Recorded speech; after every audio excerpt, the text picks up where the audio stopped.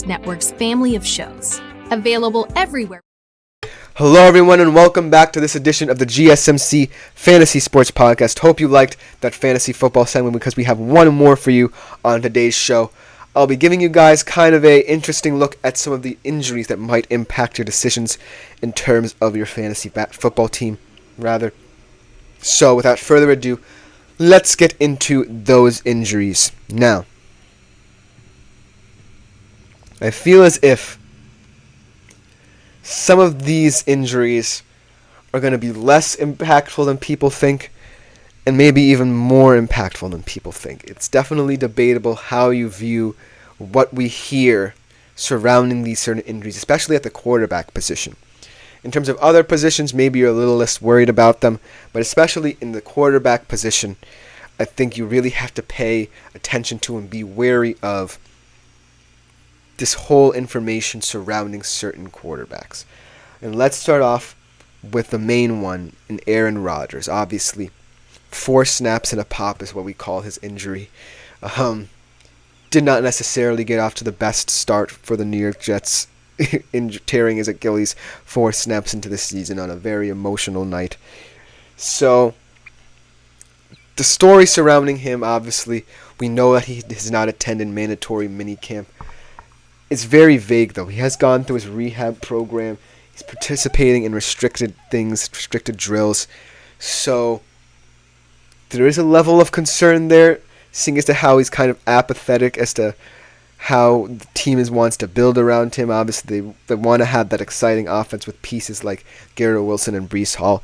But it all depends on Aaron Rodgers. And, that decision to not attend mandatory minicamp could loom large. I'm not looking that much into it. I'm not buying into that whole aura surrounding him not being there. But I do think that they're a good sign that he wants to participate in whatever way he can. I think that right now, especially at his age and his level of health perhaps declining in recent years, I do think it will help him to slowly ease his way back into team drills and eventually getting into training camp where he could be at his most fit. So look for Aaron Rodgers' progress to slowly incline as the weeks go on.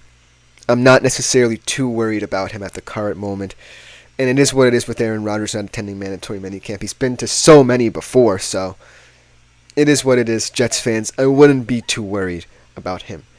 On the other hand, you have a guy in Kirk Cousins who's also getting up there in age, moving to a different scheme and a different team where a lot is expected of him because this is the best quarterback they've had in recent years, and he's coming off one of the most worrying injuries he's had in his career, tearing his Achilles early on in the season last year when he was still a Minnesota Viking.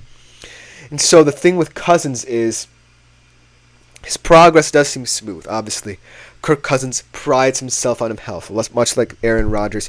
He prides himself on maintaining his body, conditioning himself to be the best he can be, and that is why he's had such longevity, and that is why that Achilles injury was such a very strange, interesting, weird injury to happen to a guy like Kirk Cousins because he is one of the most healthy quarterbacks in the league, and he prides himself on that. But so far, his progress is smooth, which is fantastic for the Atlanta Falcons to hear. Obviously, that kind of paves the way in an interesting way for Michael Penix to get some reps in the first team should Kirk not play in that aspect of training. But he does seem to have this kind of health to him. He's looking good again. He's on the field. He's practicing. However, one thing that is notable about his injury is the fact that it was an injury to his back leg, the one where he is launching most of his torque when he throws to get that deep ball there. So that is something to watch. So look for Kirk Cousins early on in the season to not necessarily push the ball down the field as much as he likes. Obviously, when we saw him in Minnesota, he had a deep ball weapon in Justin Jefferson that no matter what always seemed to come down with so many contested catches. That might not be the case in Atlanta where he has to get worked into a new system with players who are still developing. Obviously, guys like Drake London hasn't had a 1,000-yard season yet. Kyle Pitts is looking to get going. So it could affect his style of play. He obviously does want to push towards the middle of the field. He's kind of more of a short to intermediate route runner in my mind when I think of Kirk Cousins. But look for him early on to kind of ease up on that back leg. So those are the main two quarterbacks. Now, the other one is Daniel Jones. I don't have much information about Daniel Jones just yet. Obviously, he had a whole deal with his ACL, neck, what have you, and he really kind of did not get off on the right foot last season.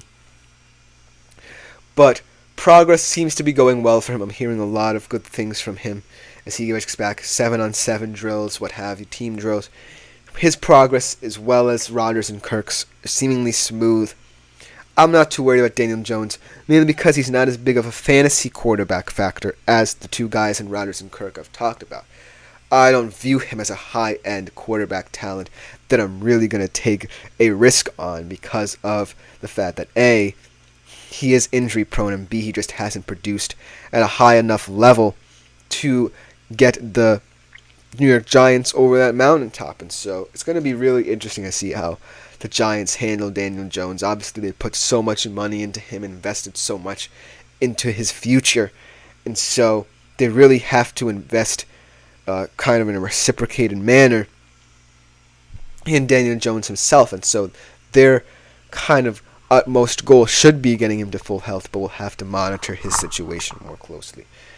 Now let's kind of switch to skill position players, namely guys who I'm not necessarily too concerned about, but could be nice little fantasy assets should their respective quarterbacks be able to play. And guy T.J. Hawkinson, who is always injury prone, but when he plays is one of the best tight ends in the league, in my humble opinion. And with the Minnesota Vikings, he's in a system where they're not really rushing him back. Obviously, they have guys who they rely upon in that system. And so there's honestly been a next man up mentality for the Minnesota Vikings. Obviously, now that they have a rookie quarterback instead of Kirk and J.J. McCarthy, they definitely want to get him integrated into their program as smoothly as possible. But it looks like T.J. Hawkinson won't be a major part of that. Coming from their camps, they are in no rush to bring him back, and he's going to be delayed for the start of the season. He might not even play week 1. And so make of that what you will, but I'm not necessarily worried about T.J. Hawkinson. Whenever he plays, it's a delight to watch. We take what we can with a guy like him, one of the more injury-prone tight ends in the league. And honestly, his production still might decline because of J.J. McCarthy being his QB. Maybe even Sam Darnold getting some snaps. So T.J. Hawkinson right now is not a concern. What might be a concern is Mike Williams. He is not. He will be 9 months post-op from his knee surgery. When he enters training camp, he's looking to start the year. Obviously, one of the bigger acquisitions for the New York Jets in the past year, and he wants to be a big part of this system. And so I think it is integral for the Jets to get Mike Williams integrated into their program. He might not get to play with Aaron Rodgers as much as he wants to, but I do believe that Mike Williams being in that system, playing with guys like Garrett Wilson and some other guys like Alan Lazard, will help him become one of Rodgers' go-to targets. I'm not necessarily think he will be the wide receiver 1, even on this New York Jets team. He might even be the wide receiver 4. We don't know. His health is a major part of what his status will be for the Jets early on in his Jet career. So, ultimately, I'm not looking too much into that. Now, as I go over this list as a whole, I think that maybe 1 or 2 guys are certain to be candidates that will be guys you want to look for in terms of your fantasy team. And that is Aaron Rodgers and then T.J. Hawkinson, should he come back healthy to start week 1. So, the last time we saw Aaron Rodgers play a full season, he had over 3,500 yards and he had 26 touchdowns. And that's always been the point for people. People might have been angry that Aaron Rodgers was taken by the Jets, and they might be angered maybe because of his age. Maybe he's not a win-now mindset. But the last time we saw him, he definitely proved he's still a fantastic real-life QB and in fantasy as well. And so, with that skill receiver core, I don't really care if he misses mandatory minicamp or not. He will want to hit the ground running and not get injured. That's his main goal, not get injured within the first 4 snaps of a season. Whereas in Hawkinson's terms, he's kind of the guy who is very hit or miss. Now, obviously, the tight end market is as high as it's ever been. There's so many high-end tight ends that have hit the scene, whether it be Sam Laporta looking to have a fantastic sophomore season, Travis Kelce, always fantastic partnership with Patrick Mahomes, Trey McBride even on a worse team in the Arizona Cardinals where he gets a lot of targets.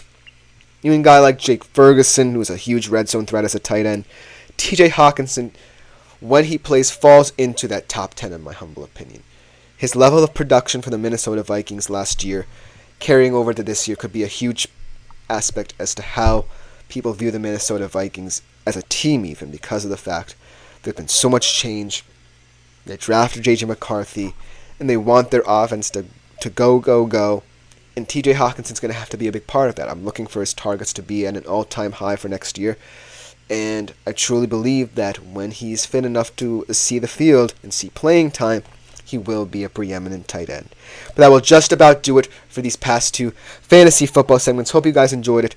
Coming up in this next segment, and in terms of next week, we'll be getting more hot and heavy with fantasy football. But coming up in this next segment for you guys, this is our last Euros fantasy team preview. My personal and truer dark horse in any of the past teams that I've done on this show, Denmark. I think Denmark is an exciting team that you guys don't want to miss. You could have a couple of steals, but we will be right back for this edition of the GSMC Fantasy Sports Podcast.